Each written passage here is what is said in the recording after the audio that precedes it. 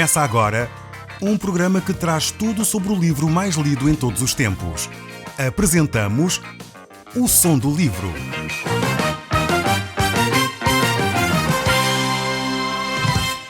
Seja muito bem-vindo. Neste podcast vai encontrar o livro mais conhecido e lido em todo o mundo. Vamos levá-lo numa viagem pela história da humanidade. Este é um audiolivro para si, para a sua família e sociedade em geral. Contextualização e comentários de Paulo Chaveiro. Nós vimos no último programa a importância da oração e de ter um líder extremamente forte para conduzir o povo. Vimos como Arão não foi esse líder. Vimos também como Moisés se manifestou um líder que reconhece o seu povo, de alguma forma se identifica com ele, mas ao mesmo tempo aquele que sabe disciplinar e corrigir o seu povo. Nós, olhando para o texto bíblico que nós temos estado a acompanhar no livro do Êxodo, vamos poder exatamente ver isso. Como Moisés, aquele líder que Deus tinha escolhido para conduzir o povo de Israel da libertação da terra do Egito e conduzi-lo também pelo deserto, vai se manter firme, podendo mostrar ao povo aquilo que é correto ou incorreto. Moisés fez esta atitude, ou teve esta atitude, em primeiro lugar e principalmente contra Arão. Arão, o seu irmão, tinha sido a pessoa responsável pelo povo enquanto Moisés estava ausente. E Arão, de alguma maneira, permitiu que o povo praticasse a idolatria. Moisés ficou extremamente desagradado e mostrou a responsabilidade que Arão tinha diante destas circunstâncias. Voltando aqui ao nosso texto no livro do Êxodo, no capítulo 32, no verso 15 em diante diz assim: E desceu Moisés do monte, com as 2 tábuas do testemunho na mão, tábuas escritas de ambas as bandas. De uma e de outra banda estavam escritas. As tábuas eram obra de Deus. Também a escritura era a mesma escrita de Deus, esculpida nas tábuas.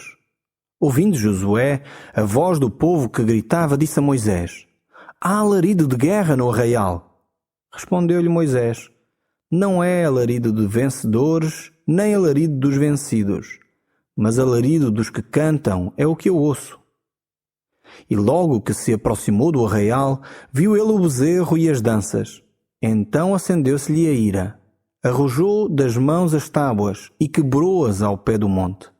E pegando no bezerro que tinham feito, queimou-o no fogo e o reduziu ao pó que espalhou sobre as águas e deu de beber aos filhos de Israel. Depois perguntou Moisés a Arão: Que te fez este povo? Trouxeste sobre ele tamanho pecado? Respondeu-lhe Arão: Não se acenda a ira do meu senhor. Tu sabes que o povo é propenso para o mal. Pois disseram: Faz-nos um Deus que vá adiante de nós. Pois quanto a este Moisés, o homem que nos tirou da terra do Egito, não sabemos o que lhe terá acontecido. Então eu lhes disse: Quem tem ouro, tire-o, dê-mo-no, e eu o lançarei no fogo. E saiu este bezerro. Vendo Moisés que o povo estava desenfreado, pois Arão os deixara à solta para vergonha no meio dos seus inimigos. Agora Moisés vai agir com muita determinação e vai pedir responsabilidades a Arão também. E vemos como Arão dá umas desculpas desfarrapadas. Nem sei onde é que ele foi buscar esta ideia. De que pegava no ouro, lançou no fogo e de repente surgiu um bezerro. Como se Moisés fosse acreditar nesta invenção. Vemos aqui que, de facto, a ação de Deus no meio de cada um de nós, na sua vida e na minha vida, não depende das nossas boas ações. De facto, se fosse depender das ações deste povo, Deus teria destruído a nação de Israel. Mas foi pela intervenção do líder Moisés, pela oração que ele fez em favor deste povo, que Deus não estendeu a sua mão e não destruiu completamente esta nação. Nós temos hoje em dia também alguém que intercede por nós, que intercede por mim e por si. Esse alguém é a pessoa de Jesus Cristo, diz a palavra de Deus. O próprio Jesus e o Espírito Santo estão intercedendo diante do Pai para que, de facto, Deus faça cumprir a sua vontade na minha e na sua vida. É interessante ver como Deus vai agir ainda neste povo. Deus vai fazer grandes maravilhas neste povo, mas é necessário que ele esteja submisso à vontade de Deus. Agora Moisés vai agir com firmeza, como eu disse, e vai disciplinar este povo, pois não se poderia tolerar tamanha afronta ao nome de Deus? O texto bíblico continua: pôs-se em pé à entrada do arraial e disse: quem é do Senhor, venha até mim. Então se juntaram a ele todos os filhos de Levi, aos quais disse: assim diz o Senhor, o Deus de Israel, cada um cinja a espada sobre o lado e passai e tornai a passar pelo arraial de porta em porta, e mate cada um o seu irmão, cada um o seu amigo e cada um o seu vizinho. Esta sentença parece-nos de facto exagerada, parece-nos um castigo tremendo diante do pecado do povo, diante do pecado de idolatria, de paganismo que este povo estava a ter. Mas era necessário que Deus limpasse esta atitude que o povo teve. Como eu já disse em programas anteriores, muitas vezes a idolatria neste tempo estava associada à queima dos próprios filhos, ao oferecimento dos filhos de crianças inocentes nos altares destes deuses. A maior parte das vezes a idolatria estava associada também à prostituição, à violação das mulheres, e isto era uma prática que Deus não poderia permitir no meio do povo. E foi necessário agir com firmeza. O povo estava completamente à margem dos ensinos que Deus havia dado, e era necessário haver uma intervenção firme. E Moisés, mais uma vez, como líder deste povo, teve de agir. E os filhos de Levi assim fizeram, segundo a palavra de Moisés. E caíram do povo naquele dia uns 3.000 homens. Vemos aqui como a idolatria era algo que estava a minar por dentro a nação de Israel. E houve necessidade de fazer, digamos assim, uma limpeza. Houve necessidade de retirar o pecado do meio do povo. O povo necessitava de ter uma atitude digna do nome de Deus. No dia seguinte juntou então Moisés o povo e disse: vós cometeste grande pecado. Agora, porém, subirei ao Senhor e, porventura, farei propiciação pelo vosso pecado? Moisés agora se coloca de novo diante do povo, fazendo uma pergunta ao povo se eles queriam de facto que ele agisse desta maneira. E tornou Moisés ao Senhor e disse: ora o povo cometeu grande pecado, fazendo para si deuses de ouro. Agora, pois, perdoa-lhe o pecado, ou senão, risca-me, peço-te, do livro que escreveste. Mais uma vez, esta atitude de Moisés. É impressionante ver este líder. É um líder que está presente em todos os momentos. Ele reconhece que foi o povo que pecou, não foi ele. Mas, por outro lado, ele reconhece que é ele o responsável, pois ele é o líder desta nação. Como seria bom se os líderes que hoje nós temos tivessem uma atitude responsável como esta, de assumir, no fundo, a liderança do seu povo. Moisés fez exatamente isso. Ele reconheceu que o povo havia pecado. Ele reconheceu que o povo era culpado desta sua atitude. Mas, por outro lado, ele também reconheceu que era ele o líder. E que, de alguma forma, se o povo errou, se o povo pecou, ele tem que assumir as suas responsabilidades como líder. Por isso ele diz a Deus: risca-me, ó Deus, do livro que escreveste. Pois ele assume a sua responsabilidade. Mas ao mesmo tempo ele confessa o seu pecado e o pecado do povo a Deus, aceitando aquilo que Deus teria para fazer, aceitando, digamos assim, o castigo que Deus poderia dar ao povo, identificando-se desta forma com o seu próprio povo. E Deus responde à oração de Moisés e diz: riscarei do meu livro todo aquele que pecar contra mim. Vai, pois, agora e conduz o povo para onde eu te disse. E eis que o meu anjo irá adiante de ti. Porém, no dia da minha visitação, vingarei neles o seu pecado. Feriu, pois, o Senhor ao povo, porque fizeram o bezerro que Arão fabricara. Vemos aqui Deus a falar e a responder à oração de Moisés. Por um lado, é interessante ver que Deus trata o pecado de um modo pessoal e individual. Deus não vai condenar Moisés pelo pecado do seu povo, mas cada pessoa que pecou, essa sim, então será julgada pela sua atitude. E ainda hoje, Deus age dessa forma. É verdade que muitas vezes Ele exerce sobre nós a sua misericórdia e o seu amor. Ele não nos coloca a responsabilidade das nossas ações muitas vezes. Ele retira as consequências do nosso pecado muitas vezes. Mas também é verdade que aquilo que nós semeamos, isso nós mesmos vamos ceifar. Assim, o povo que tinha pecado contra Deus, de alguma forma eles iriam colher aquele pecado, a consequência da sua ação. E então Deus agiu para com este povo dessa forma. Disse o Senhor a Moisés ainda: Vai, sobe daqui, tu e o povo que tiraste da terra do Egito, para a terra a respeito da qual jurei a Abraão, a Isaque e a Jacó, dizendo: À tua descendência a darei. Enviarei o anjo diante de ti. Lançarei fora os cananeus, os amorreus, os heteus, os ferezeus, os heveus e os jebuseus. Vemos aqui neste texto que o povo é preparado agora por Deus para entrar na terra prometida. O próprio Deus enviaria o seu anjo a preparar este caminho. Mas por outro lado, o verso 3 diz o seguinte: Sobe para uma terra que mana leite e mel. Eu não subirei no meio de ti, porque és povo de dura cerviz, para que te não consuma eu no caminho. Vemos aqui estas palavras bem duras da parte de Deus. E sem sombra de dúvidas, fica claro na mente do povo e de Moisés que não é o tabernáculo que faz com que Deus esteja presente. A presença de Deus é uma consequência de uma atitude interior do povo, do seu coração.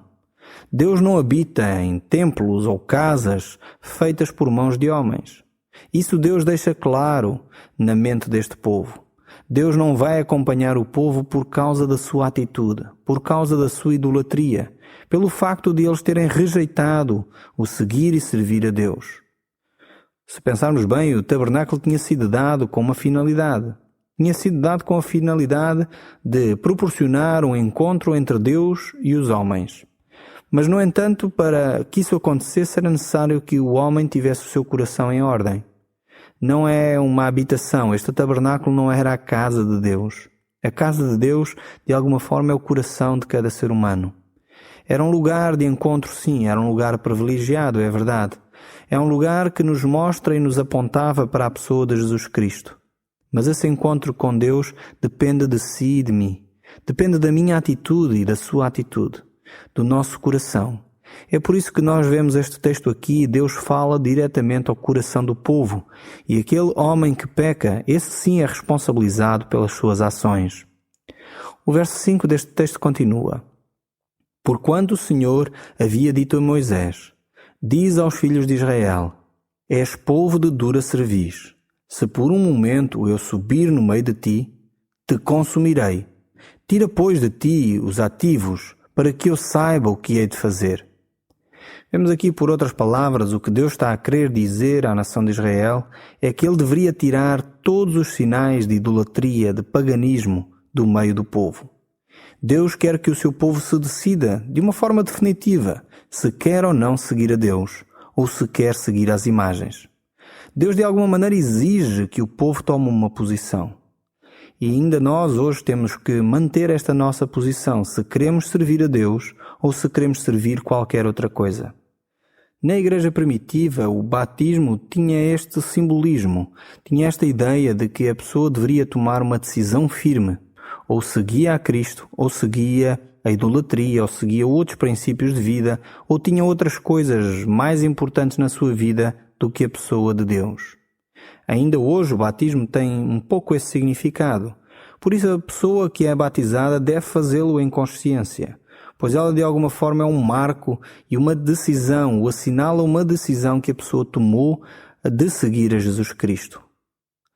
Voltando aqui ao nosso texto, vamos encontrar-nos no verso 6 e vemos então os filhos de Israel tiraram de si os seus ativos desde o monte Horebe em diante. Ora, Moisés costumava tomar a tenda e armá-la para si, fora, bem longe do arraial, e lhe chamavam a tenda da congregação. Todo aquele que buscava ao Senhor saía à tenda da congregação que estava fora do arraial. Neste momento ainda o tabernáculo não estava construído, e de alguma maneira o povo, quando buscava a Deus, procurava este lugar mais isolado, este lugar que era afastado do arraial. Enquanto o tabernáculo não estivesse terminado e a funcionar, então as pessoas deveriam procurar a Deus nesta tenda da congregação. O verso 8 continua dizendo: Quando Moisés saía para a tenda fora, todo o povo via a coluna de nuvem que se detinha à porta da tenda. Todo o povo se levantava e cada um à porta da sua tenda adorava ao Senhor. Quando Moisés saía para a tenda fora, todo o povo se erguia, cada um em pé à porta da sua tenda, e olhavam pelas costas, até entrar ele na tenda. Uma vez dentro Moisés na tenda, descia a coluna de nuvem, e punha-se à porta da tenda, e o Senhor falava com Moisés. Precisamos aqui de esclarecer uma questão. Quando Deus diz que falava com Moisés, talvez alguns possam perguntar, então Moisés via Deus face a face? A resposta a esta questão é, por um lado sim, por outro lado não. Talvez você pergunte, então mas como é que isto pode ser? Se nós olharmos e nos referirmos à essência de Deus, à plenitude de Deus, então temos que dizer que não, que Moisés não falava face a face com Deus, pois a própria Bíblia diz que ninguém jamais viu a Deus. Mas por outro lado, se nós olharmos e virmos que Moisés estava em comunhão e intimidade com uma manifestação de Deus, aí sim teremos que responder, sim, Moisés falava face a face com Deus. No fundo é aquela expressão que o próprio Jesus usou, quando Jesus diz, ninguém jamais viu a Deus, mas ao mesmo tempo Jesus diz, quem me vê a mim, vê ao Pai. Então é isto que aqui está a ser retratado também neste texto bíblico. Talvez dando algum exemplo, se calhar do nosso dia-a-dia, mais simples nós entendermos. Quando nós, por exemplo, olhamos o sol ao meio-dia, nós não podemos olhar diretamente, pois ele vai ofuscar a nossos olhos, vai fazer com que nós tenhamos dificuldade depois em ver. Necessitamos olhar o sol através de alguns filtros, através de algumas lentes especiais, e dessa forma então conseguimos olhar para o sol.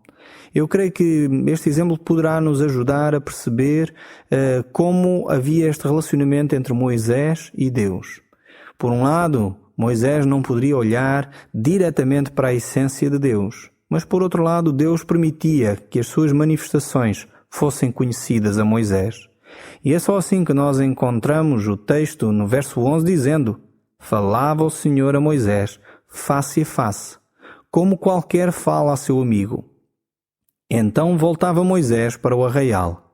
Porém o moço, Josué, seu servidor, filho de Num, não se apartava da tenda. Vemos aqui que Josué era este jovem que estava a ser treinado para a liderança. Era alguém que estava a ser preparado e que Deus iria usar mais no futuro. Mas vemos como Moisés tinha esta intimidade e Josué percebia, estava presente nos momentos em que Deus falava com Moisés. E Josué iria aprender este relacionamento íntimo com Deus daquilo que ele viu Moisés fazer.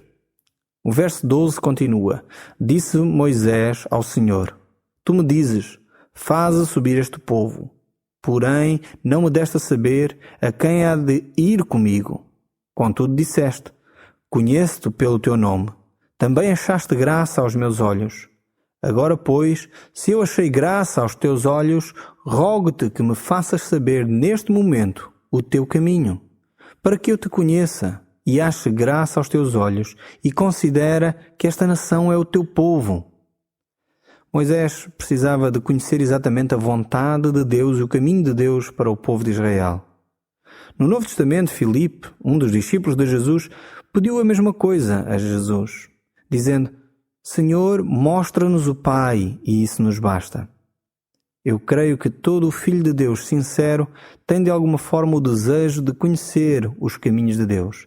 Tem de alguma maneira esta vontade de saber exatamente qual é a vontade de Deus para a nossa vida. E era isso que Moisés estava a pedir a Deus, que Deus lhe apontasse o caminho para que ele seguisse exatamente na direção exata da vontade de Deus. O verso 14 continua: a minha presença irá contigo, e eu te darei descanso. Então lhe disse Moisés: se a tua presença não vai comigo, não me faças subir deste lugar, pois como se há de saber que achamos graça aos teus olhos, eu e o teu povo? Não é porventura em andares conosco, de maneira que somos separados, eu e o teu povo, de todos os povos da terra? Disse o Senhor a Moisés: farei também isso que disseste, porque achaste graça aos meus olhos, e eu te conheço pelo teu nome. Então ele disse: rogo-te que me mostres a tua glória.